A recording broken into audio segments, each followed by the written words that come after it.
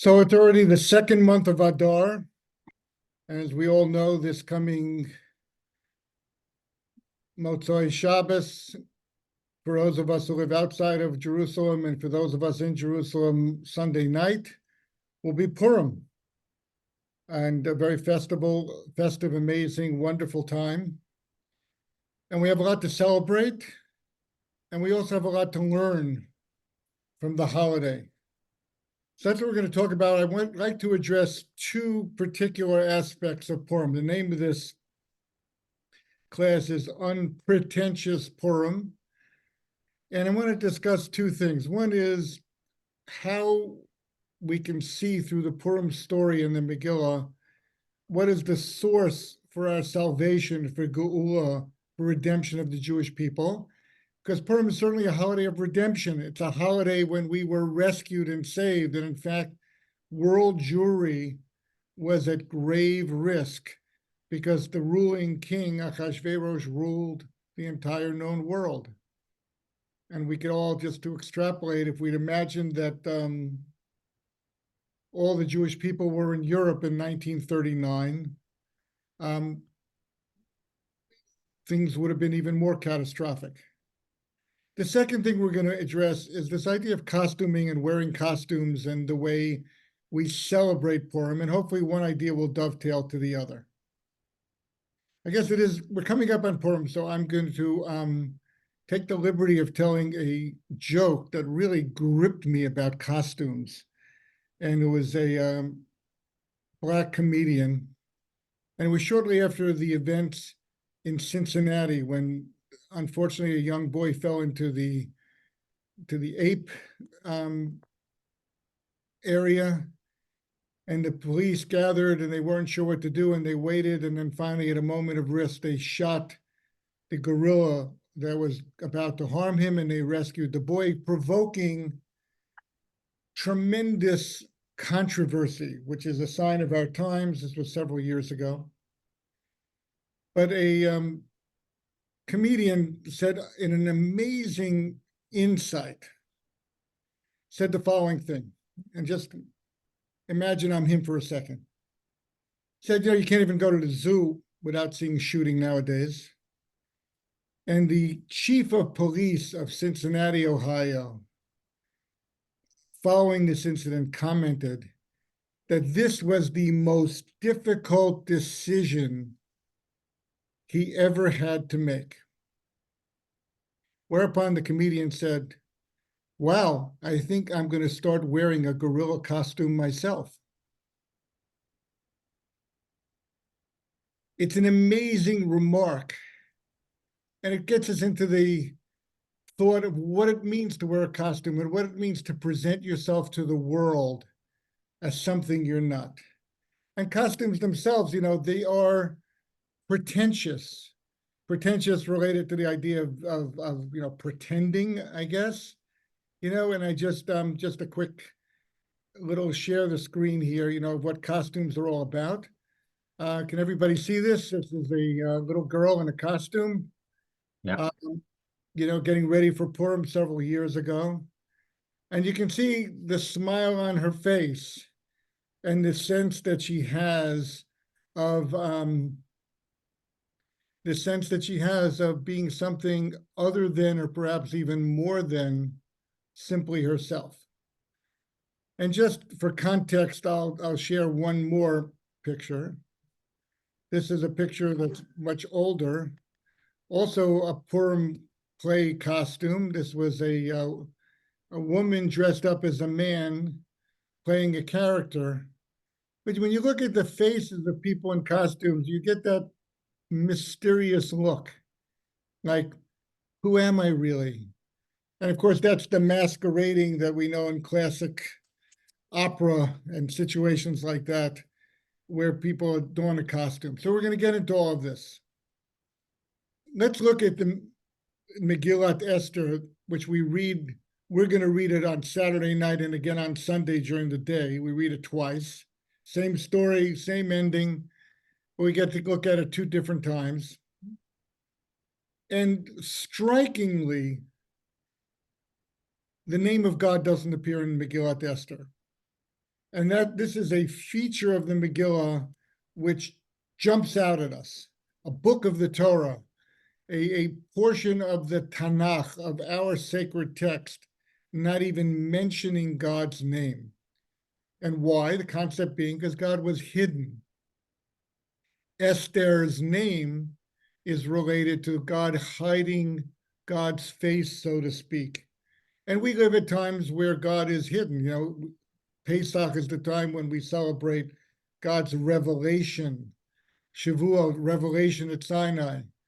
Purim takes natural twists and turns, and it would be possible for a non-believer or a skeptic or a person who's more concerned about preserving the gorilla in the zoo than the little boy who fell into the gorilla's abode. It's possible for a person to factor God out of the whole picture and the whole story. So the Megillah challenges us not to do that. And it challenges us to carry that forward in our lives, to always look, and if God is not apparent and clear to us, to look a little bit more closely, to look in some of the hidden places, and therefore to find and connect and to recognize the hand of God. Now, the other feature, and we're going to get to this as we go through, it is Haman, the Haman, the villain, is identified as Haman ha'agagi. And although that may not be obvious to everybody, Agag was the king of Amalek at the time of Shaul. He is the person who kept the line of Amalek going in the world. And that goes back to Esav, Amalek's grandfather. And we'll see how that traces itself all the way through history. But it's very clear by identifying Haman as Haman Hagagi, the story takes place in Persia, different group of people, different nationality than we're used to. Unique in the Bible because this is the very end of the first exile and at the very cusp of the closing of the whole history of Tanakh, of our sacred texts. But in any event, we have a character jumping onto the scene, Haman Hagagi, who brings us back into the text of the Torah itself as being identified as a descendant of the arch enemy of Jacob and the Jewish people. We are Bnei Israel, we're the descendants of Israel, of Jacob, and Amalek and his descendants are our arch enemies. And needless to say, today we don't have to look far to see who arch enemies are today, something that persists throughout Jewish history. And yet here we are to celebrate Purim once again. Now, interestingly, talking about hidden things, Amalek attacks the Jewish people twice in the Torah text. Most of us probably remember not long after the Jewish people, after the splitting of the sea, when the Jewish people were marching into the wilderness and they seemed untouchable, and the world stood in awe of the Jewish people having been rescued from Egypt and the Egyptian people being annihilated. Amalek attacked us. They were defeated badly, but they dented the aura of greatness, of invincibility, of godliness around the Jewish people. And we should really understand that the ultimate enemies of the Jewish people throughout history, that's a major goal of theirs, to strip the Jewish people of their sanctity and their holiness and the possibility of us being a light unto the nations. It has that common denominator. And if it's a religious opposition, it's because they dispute the idea that Jews have a right to be a light unto the nations. And otherwise, when you think about the writings of the Nazis, it's simply to free the world of moral restraint. There should be no light, just like in a dark disco today, where I can go and let my hair down and do whatever I want with the sense that there's nothing above me and no one could possibly care or restrain me from whatever I feel to do. So where's the second attack of Amalek? It's not so obvious in the text, but it's in the book of Bamidbar, chapter 21. If you wanted to follow along in the art scroll, it's page 849. And it's a little cryptic, so we'll pick up the narrative. I'll just tell you, at the end of chapter 20, what happens. Aaron passes away and is buried. The Torah text at the end of chapter 20 picks up. Moshe stripped Aaron's vestments from him and dressed Elazar his son in them, the priestly garment, and Aaron died on top of the mountain. The entire assembly saw that Aaron had perished, passed away, and they wept for Aaron 30 days in the entire house of Israel. Chapter 21. The Canaanite king of Arad, who dwelled in the south, heard that Israel had come by the route of the spies, and he warred against Israel and took a captive from it. Now, it's identified as a Canaanite. It's identified with Arad, but it's identified with the south, and we know that the south of Canaan was the habitation of Amalek. So why is the Torah masking this here? Why doesn't it just say Amalek, the king of Amalek, attacked the Jewish people, just as it did in the account in Shemot? And Rashi gives an answer. Rashi gives several reasons. He said, first of all, Amalek disguised themselves, having already lost once to the Jewish people, and being convinced that the real weapon the Jewish people had against them was prayer. They spoke in a different language, in the Canaanite common language, and not their own unique language to mask their identities. They wore costumes, dressed like a different people, and they attacked on the hope that the Jewish people would be praying to God, God, save us from these Canaanites. And God would say, well, you're not being attacked by Canaanites, it's interesting thinking, but you're being attacked by Amalekites. And therefore, they would have a chance to vanquish the Jewish people. That's the backstory that Rashi brings in. It's all written out in the art scroll. And that's what unfolds here. And they're defeated again. What's the connection? Well, let's establish a connection between the end of chapter 20 and the beginning of chapter 21. Aaron passes away. We know who Aaron was amongst the Jewish people. Aaron was as it says in Pirkei Avot, chapter 1, Mishnah 12, Hillel says, be a student of Aaron. Oev shalom, love peace. Rodev shalom, seek out peace. Oev et abriot, love your fellow human beings. Umekarvan l'Torah, and be a unifying force. Bring everyone close to Torah, the shared legacy of the Jewish people, so there could be a sense of unity. And hence the rabbi's comment that Amalek saw that Aaron had passed away. Amalek saw that the clouds of glory that were there in Aaron's merit disappeared, dissipated. Ooh, a vulnerable moment. And ultimately, the vulnerability was that without the constant input of an Aaron, HaKohen, bringing people together, unifying people, connecting people, drawing them close, on some perhaps microscopic level, the Jewish people, like molecules that are losing their center, they started to move apart. There was a sense of entropy, whatever the right word is. And they sensed that. They disguised themselves to protect themselves from prayer, and they attacked. And this gives us a paradigm for the entirety of Jewish history. That when we are challenged from without, especially by haters of everything we stand for, our first source for geula, for salvation, to be rescued, is to connect with one another, to draw each other close, to see to it that that vulnerability could be overcome. And the way to overcome that vulnerability is to recreate the impact of an Aaron HaKohen, and for us to instead work hard, work long and hard on sense of connecting and unifying and being one people.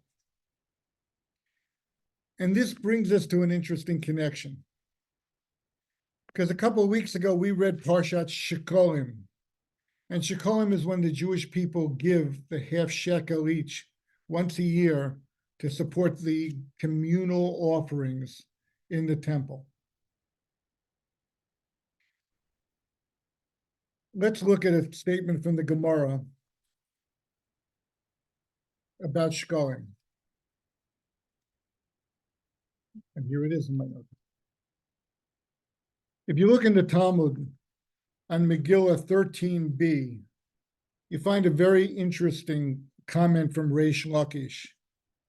Reish Lakish said, it was well known beforehand to him, to God, at whose word the world came into being, that Haman would one day pay shekels for the destruction of the Jewish people. Therefore, God, in anticipation of the shekels that Haman was happy to part with, he didn't actually have to pay them, but he offered the king Achashverosh cash for the permission to destroy the people. So God, anticipating Haman's shekels, sought to offset them with the half shekel that the Jewish people give. And so we have learned on the first of Adar, and this is the tradition that the Gemara is unveiling here, that once a year in the first of the month of Adar, which of course is the month that Purim falls in, there was an obligation to give the half shekel. And it was collected. The entire Jewish people would come forward. Everyone would give a half shekel. And God, so to speak, was creating merit for the Jewish people so that down the road, when we would be at a moment of vulnerability, God could remind or bring forth that merit, and it would help tip the scales to save the Jewish people. Beautiful idea. And as Rav Usher Weiss commented in a recent talk, it can be understood simply. A shekel is a shekel. Haman would put his shekels on the table. We put each of us our half shekel on the table. And in fact, it says in the sentence of the mitzvah of giving the shekalim, which is in Shemot chapter 30, sentence 12, it says that it's a protection of the Jewish people by everyone putting in a half shekel and us using that to count the Jewish people. So it says that we will lo yihye bohem negef bifkodotam. It protects us when we count ourselves this way. We have a tradition not to count people 1, 2, 3, 4. So this is, which is also relevant to that sentence. But the concept that Reish Lakish is building on is this concept that it creates a merit for the Jewish people that protects us. That's an understanding that Rav Usher Weiss, but Rav Usher Weiss goes a little further than that. And he says, to connect it back to the source we talked about before, there's a unity in the entire Jewish people getting together, and in the entirety of the Jewish people, each reaching into their own funds, taking out a half shekel and contributing it so that every single communal offering belongs to each and every one of us. I can't say, oh, you see, there were no plaques on the sheep when they brought them into the temple to be offered. It didn't say sponsored by Mr. Schwartz from Afula or sponsored by this foundation. No one could jump in and do that, but rather each and every offering, as we read about in this week's Torah reading in the beginning of Leviticus, was in fact from the totality of contribution, which represented each and every Jewish person. And from this, we could see a Hasidic insight. And can everyone see the screen here? If someone could just unmute themselves and make sure you see it. Is it clear on the screen? Yes. Okay, so the word in the middle in 3 colors is machzit. Machzit. If I do this, I'm afraid to do this. This is the word machzit, which means a half shekel. That's the word the Torah uses. It's a 5-letter word. Interestingly, and this is a Hasidic insight, The first letter and the last letter together spell the word mate, death. The second letter and the fourth letter together spell the word chai, life. And the tzadi in the middle represents the concept of tzedakah, of Jewish people joining together to help one another, to assist one another. And there's in fact a sentence in Proverbs that says, tzedakah matzil mimavet, that giving tzedakah is a guard against death. And you find the common practice of Jewish people all over, that when someone is in a vulnerable position, they will often increase above and beyond the norm their level of tzedakah giving. So this is a visual sense of how the half shekel accomplishes a sense of unity and connection.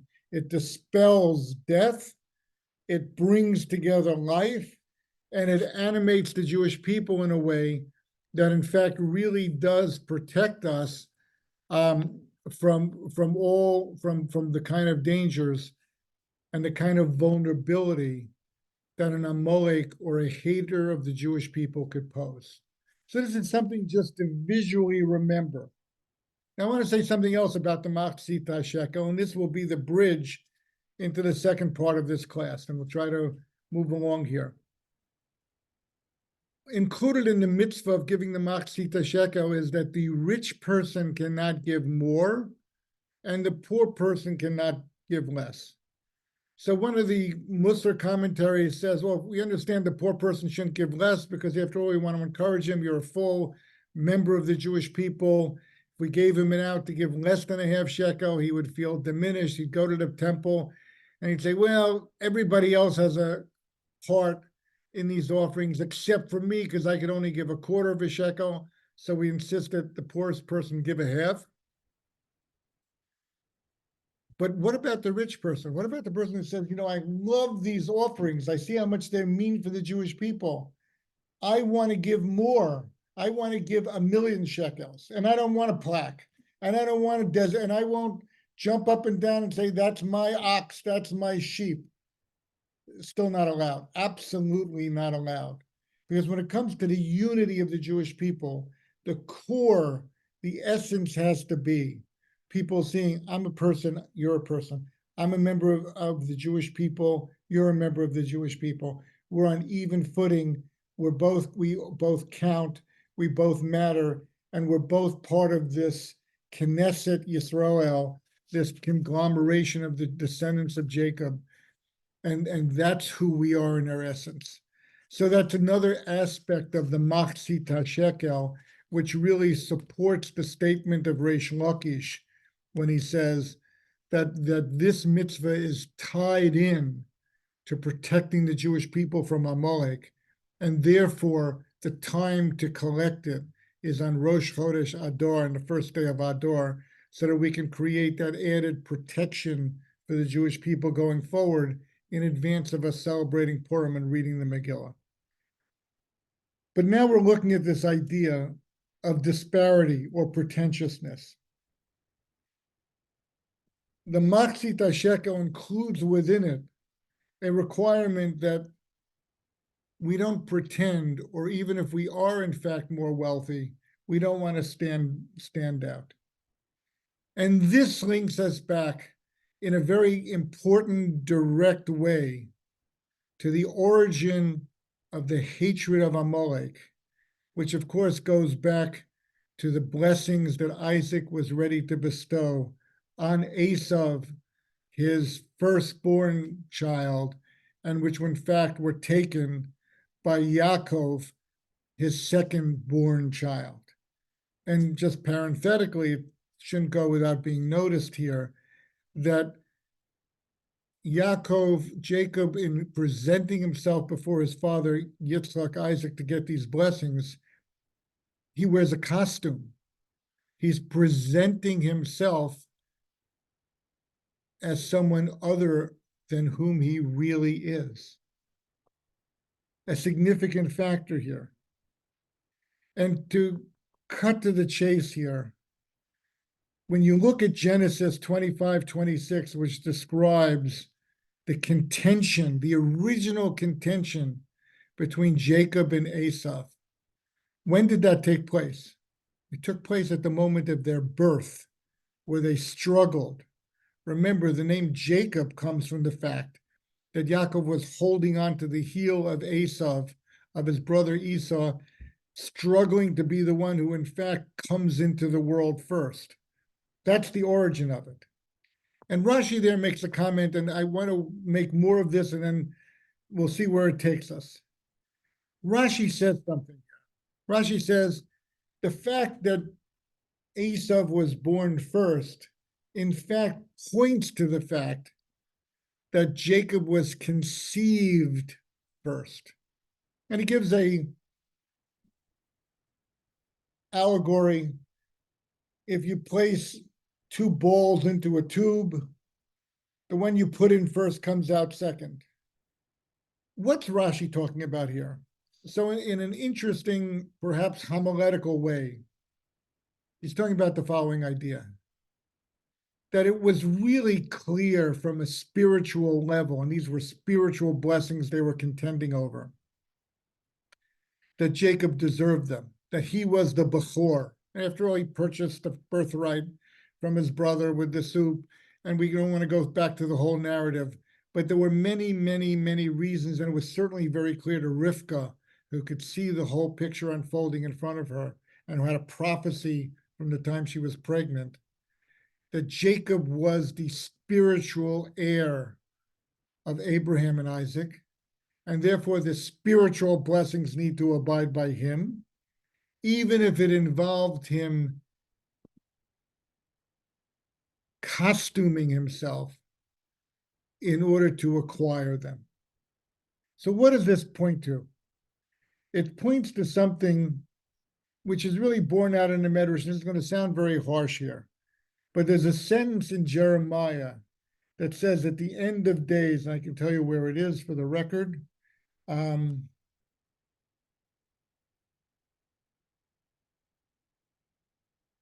I'll tell you in a second, because I did write it down here. But the sentence says that at the end of days, God will unmask. It's Jeremiah chapter 49, sentence 10. Galiti es mistarav. I will unveil the secret,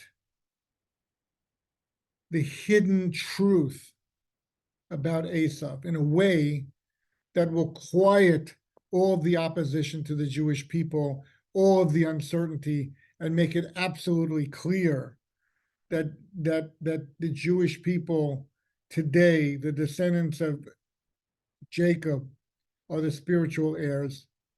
What does it mean to uncover something? So here's the harsh medrash. I'll just tell it to you like it is.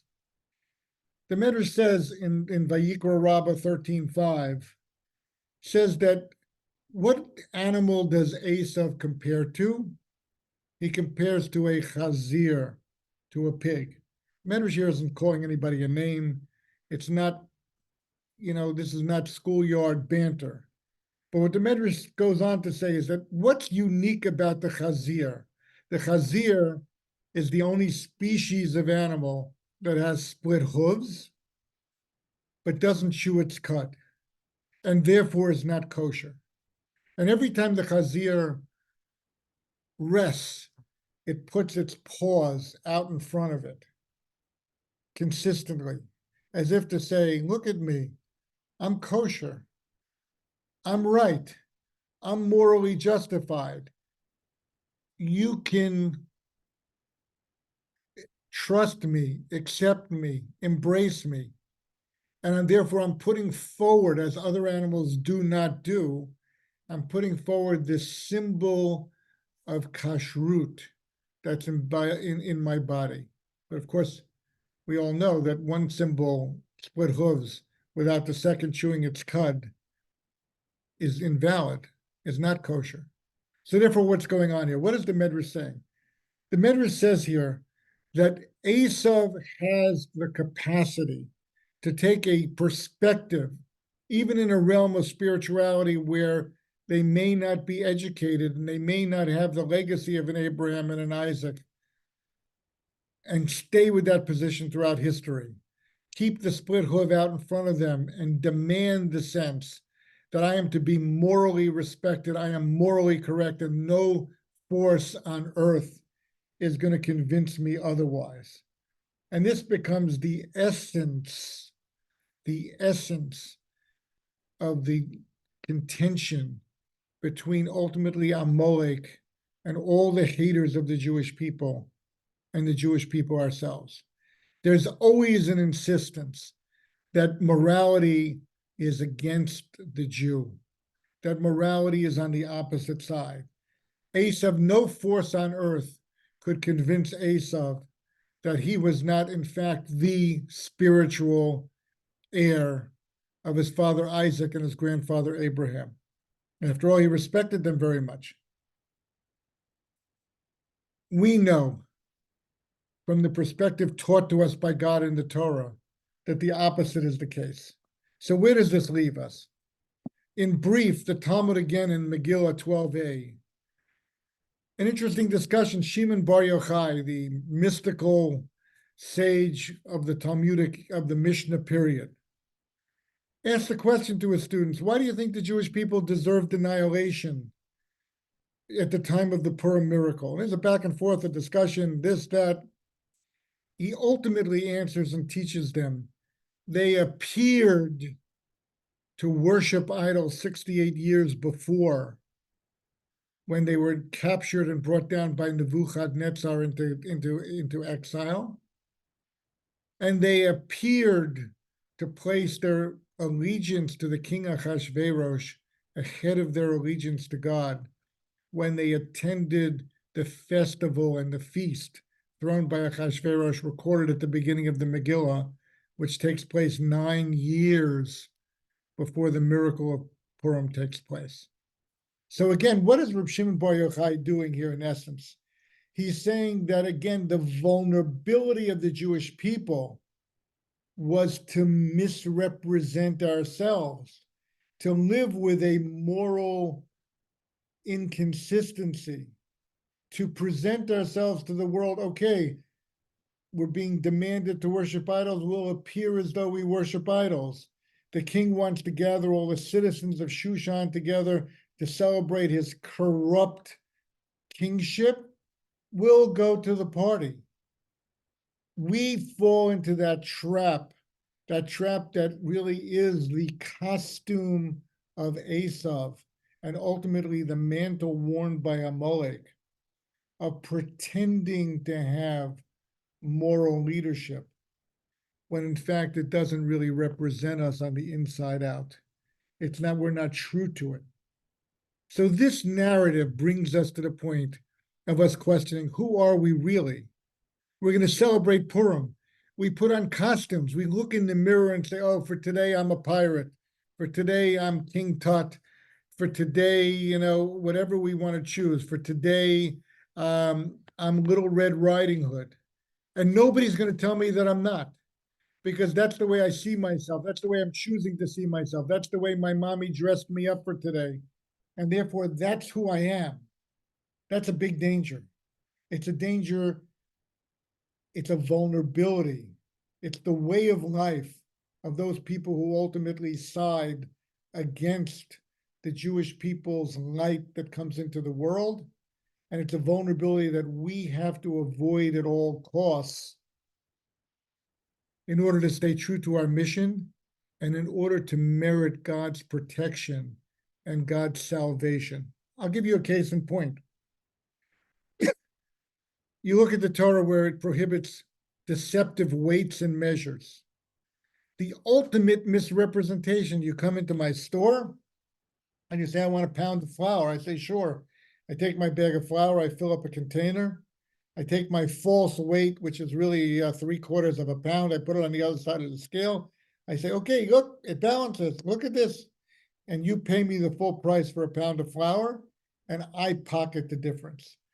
Do you see how that's exactly the Chazir putting forward his 2 paws and saying, look, split hooves. Look how righteous I am. Look, I know that the right is on my side. And the Torah says, the rabbis say explicitly, false weights and measures brings about the destruction of the Jewish people. It brings about the pogroms. It brings about the physical destruction of the Jewish people in an amazing way. So this is our challenge. Can we differentiate between genuine, heartfelt correctness, rightness, purity, connection with God in a way that's true on the outside and true on the inside? That's the challenge of Purim. And look at the narrative.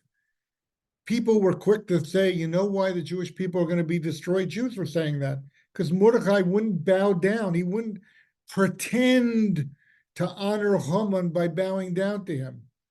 See, but Mordecai had this clarity of sense that 68 years before we pretended to bow down, and it led to the position we're in now. 9 years before we went to a party and we waved the flag to show our allegiance and our high citizenship, and that's what got us to where we are now. I'm not going to bow before Haman, even if it's pretense, even if it's superficial, even if it's something I don't believe in, because I don't want to live the life of an Amaleki or a descendant of Esav who's out to misrepresent and pretend that morality is on my side. I want to be sure inside and out that morality is part of who I am and is on my side. An interesting note, you'll see it in the synagogues. We sing a song.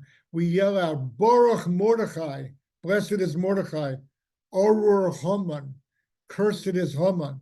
We don't do that on other holidays. On Pesach Seder, we don't get up and yell, cursed be Pharaoh, blessed be Moshe.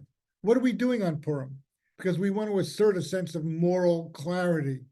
Yes, there were people who thought, Mordecai, you're leading to the destruction of the Jewish people, but we know not. So we yell out, Baruch Mordecai. Every step that Mordecai took was to guide us, to open our eyes, to keep us true to what the legacy of the Jewish people really is, and not to have any pretense, and not to put on a surface outside, and not to wear the costume of anything other than being a righteous Jewish person.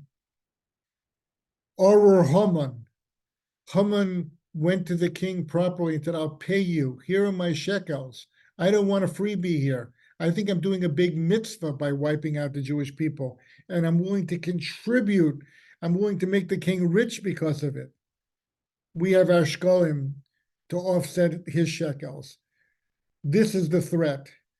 And how do we address it on Purim itself? Matanot le'avyonim. We go out of our way to see to it that the poor have a feast and a festival alongside of us, that they can also drink wine and they can also celebrate. After all, we're one Jewish people. We all had a role in the salvation. We all prayed together side by side, regardless of our social status and our financial status. And what else do? We say mishloach manot. We send baskets to one another and say, it was really your prayer that helped us. It was really your family that got us across the finish line. It's really your legacy of goodness through and through that ended up rescuing us. So here we have, ready to celebrate Purim this year. The secret of salvation, let's wrap our arms around one another. Let's truly value one another. Let's see to it that we feel we're representing and including one another in every worthwhile step that we take. And let's also look within ourselves, and let's try as much as humanly possible to see to it that when we say Baruch Mordechai, blessed be Mordechai, we are very, very, very, very clear where morality rests, what the right thing to do is. We're not interested in a superficial morality that we can justify. We're interested in aligning ourselves ultimately with the will of Hashem as revealed to us through the Torah. May we all have a festive, uplifting, sanctifying Purim and come out of it seeing salvations of the Nahapochu, that just like in the time of Purim, the perpetrators of evil against the Jewish people were vanquished. and the Jewish people emerge safe and secure. Please God, may this unfold right before our eyes this Purim. Afreilchen Purim.